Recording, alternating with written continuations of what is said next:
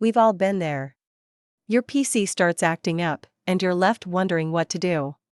Should you contact your PC manufacturer? It's a question that many PC users grapple with.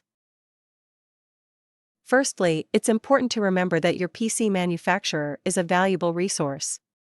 They have a team of experts who know your computer inside and out. They can diagnose problems, offer solutions, and guide you through fixing issues. But it's not always necessary to reach out to the manufacturer. If it's a minor issue like a software glitch, there are plenty of resources online.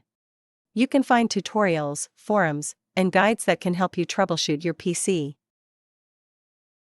However, if your computer is under warranty, it's often best to contact the manufacturer. Any unauthorized repairs or modifications can void your warranty, leaving you in a tough spot if you need further assistance down the line.